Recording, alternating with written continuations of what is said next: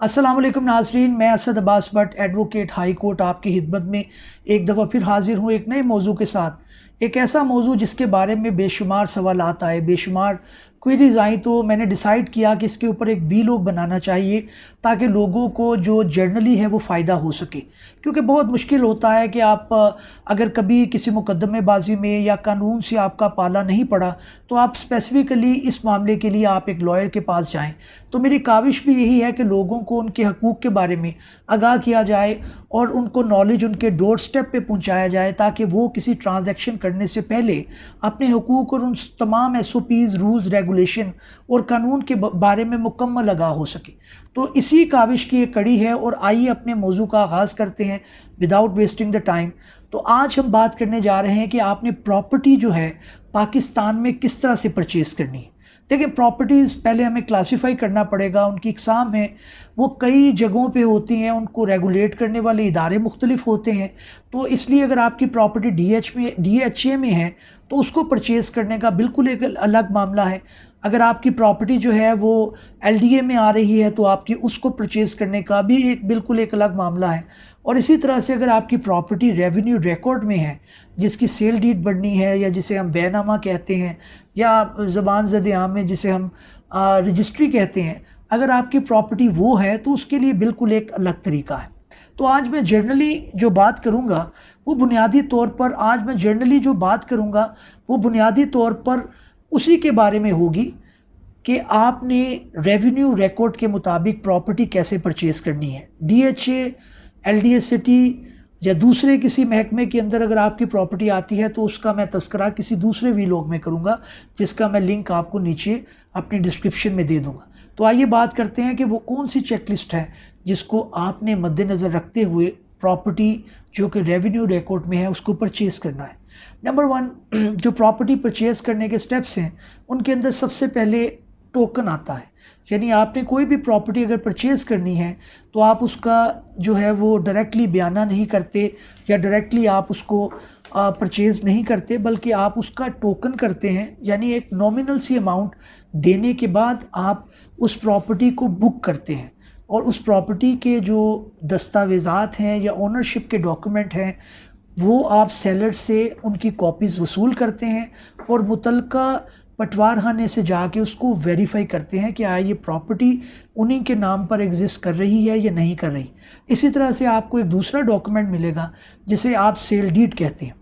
तो sale deed के अंदर भी आपके पास कॉपी होगी तो आप उसको इजीली जाके कंसर्न सब रजिस्ट्रार, जो लाहौर के अंदर अगर हम बात करें तो 8 सब रजिस्ट्रार हैं, तो आपको देखना पड़ेगा कि ये प्रॉपर्टी कहाँ पे फॉल करती है। तो आप उसके मुतलका सब रजिस्ट्रार से जाके उसकी तस्दीक कर सकते हैं, वहाँ से सर्टिफाइड कॉपी अप्लाई कर सकते हैं।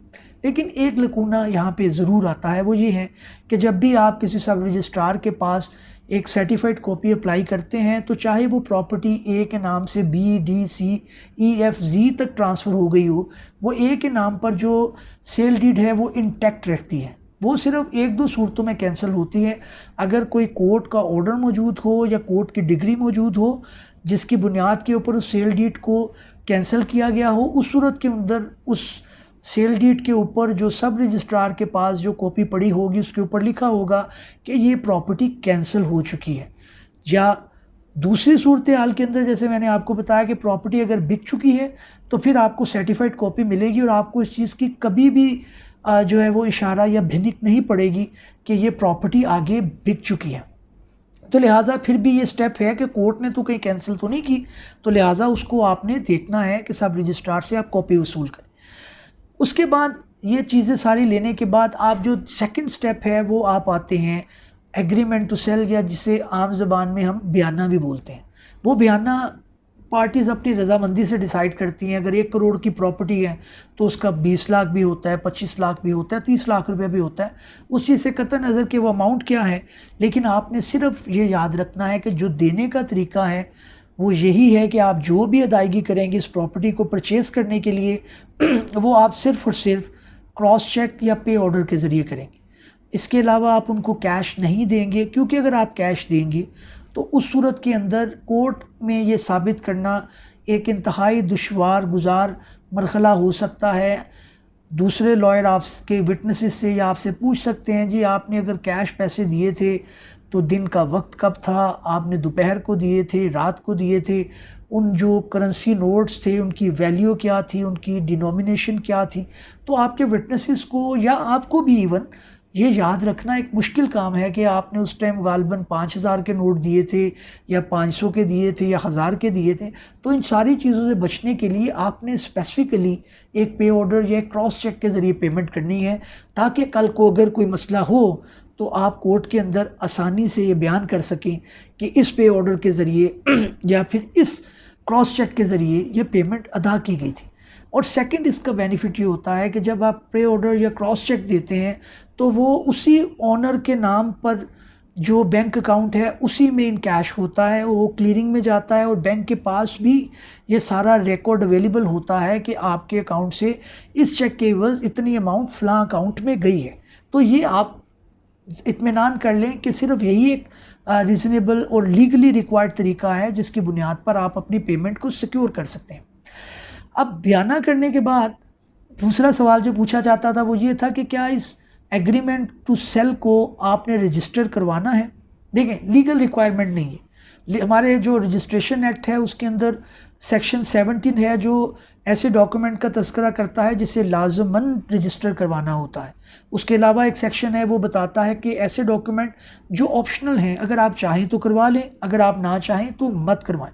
लेकिन होता यह है कि जब आप एग्रीमेंट टू सेल करते हैं या बयाना करते हैं तो उसके अंदर मुद्दत 2-3 माह होती है, तो उतना टाइम आपको रजिस्टर करवाने में लग जाता है। लेकिन मैं एक चीज़ यहाँ पे ज़रूर कहना चाहूँगा कि जहाँ पे प्रॉपर्टी ह्यूज अमाउंट की हो, यानी प्रॉपर्टीज़ आपको पता है बहुत महंगी हैं, करोड़ों अरबों रुपए की प्रॉपर्टी हैं, जहाँ पे बहुत ज़्यादा प्रॉपर्टी बड़ी हो वहाँ पे उसको रजिस्टर करवा लेना कंसर्न सब रजिस्ट्रार के पास रिकमेंडेड है। अब तीसरी बात ये आती है कि आपने अब अगर बयाना किया, उसमें लिखा हुआ था कि जी आपने जो है वो 30 दिन के अंदर बाकी पेमेंट का अरेंज करना है और वो सेल डीड जो है वो सेलर आपको करने के पाबंद हैं, वो सारी तफसीलात आपने लिख दी। अब उसके बाद आपने जो तीसरा स्टेप करना है सेल डीड का, उसके अंदर भी एक चेक लिस्ट है जो मैं एक एक करके आपको बता देता हूँ। नंबर 1 ये है कि आपकी प्रॉपर्टी के मुतल्लिक जो आप परचेज़ कर रहे हैं, सेलर आपको एक फ़र्द लेके देंगे पटवारी से, जिसे फ़र्द बै कहते हैं। फ़र्द बै 3 लोगों से वेरीफाई होती है। नंबर 1 पटवारी, नंबर 2 कानूगो, नंबर 3 तहसीलदार। ये तीनों लोगों के काउंटर साइन और वेरिफिकेशन होती है। और सेकेंडली इस फ़र्द के ऊपर एक नंबर भी लिखा होता है जिसे आप डायरी नंबर कहते हैं।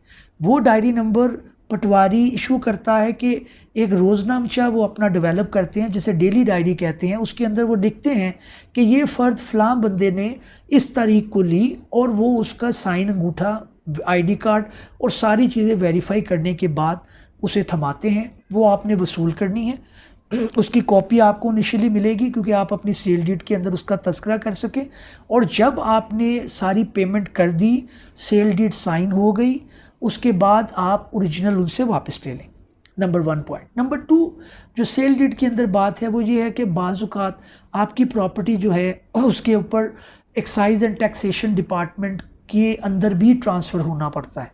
मिसाल के तौर पे आप प्रॉपर्टी ए से परचेज़ कर रहे हैं तो PT1 या PT10 जिसे बोलते हैं वो उन गुज़श्ता मालिक जिनका नाम ए है उनके नाम पे होगी। तो आपने एक डॉक्यूमेंट जो है PT13 जिसे बोलते हैं या PT13 बोलते हैं, वो भी आपने साइन और थंब इम्प्रेशन उसके ऊपर लेना है ताकि बाद में आप प्रॉपर्टी को अपने नाम पे ट्रांसफ़र करवा सकें। इसके अंदर अगेन थर्ड पॉइंट आएगा कि आप पेमेंट किस तरह करेंगे। अगर आपने 3 लाख रुपया पहले दिया था या 30 लाख रुपया पहले दिया था टोकन के और बयाने के डाल के, उसके बाद जो आपने अमाउंट उनको देनी है वो भी पे ऑर्डर के ज़रिए होगी। और ये याद रखिएगा कि अपने अब सेल डीड के अंदर आपने ये ज़रूर लिखवाना है कि फ़लाँ तारीख को टोकन की मद में इतने पैसे दिए गए, उसके बाद एग्रीमेंट टू सेल या बयाने की मद में इतने पैसे दिए गए, और आज at the time of registration या सेल डीड जो है इतने पैसे अदा किए जा रहे हैं। अच्छा, ये तीसरी चीज़ होगी। अब चौथी चीज़ ये है कि आपने 2 जो गवाहान हैं उसके अंदर से एक गवाह कम से कम आपने अपनी साइड का रखना है और एक गवाह जो सेलर हैं उनकी साइड का रखना है। और तीसरा जो बंदा है उसे आप आइडेंटिफायर कहते हैं या शनाख्त कुनिंदा कहते हैं, वो बंदा भी आपने ज़रूर बतौर विटनेस या बतौर आइडेंटिफायर उसका थंब इम्प्रेशन और सिग्नेचर लेने हैं, और इन सारे लोगों की आईडी कार्ड की कॉपीज़ भी आपने लेनी है।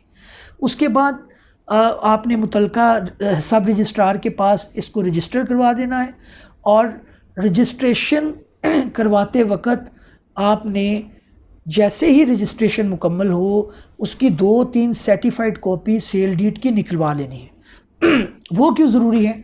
एक तो प्रॉपर्टी की जब आपने इंतकाल करवाना है, यानी कि रेवेन्यू डिपार्टमेंट में जहाँ से प्रीवियस ओनर ने आपको फ़र्द ला के दी, जहाँ से आपने वेरीफाई करवाया, वहाँ पे भी प्रॉपर्टी आपके नाम पे ट्रांसफ़र होना मकसूद है।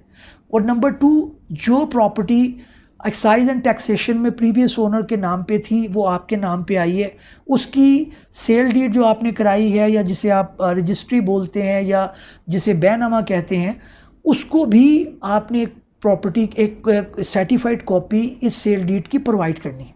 तो उसके अलावा आपके पास 2-3 सेल डीड की सर्टिफाइड कॉपी इजाफ़ी आपके रिकॉर्ड के लिए होनी चाहिए, क्योंकि उसकी वजह मैं आपको बताता हूँ कि कई दफ़ा इस तरह के मामलात होते हैं कि सब रजिस्ट्रार के ऑफ़िस के अंदर रिकॉर्ड जल जाता है, गुम जाता है, अंदराज नहीं हो पाता, चोरी हो जाता है। तो आपके पास प्रीवियस डेट की सर्टिफाइड कॉपी मौजूद होना इस चीज़ का एविडेंस होगा कि वो आपके नाम पे प्रॉपर्टी ट्रांसफ़र हो चुकी है। तो ये एक ब्रीफ सा जो है मैंने एक डिस्क्रिप्शन पेश करने की कोशिश की है, ताकि आपको बुनियादी information at the time of purchasing the property या ख़रीदारी जो है प्रॉपर्टी ख़रीद करते वक्त आपके जहन में होनी चाहिए। अगर आपका कोई सवाल हो तो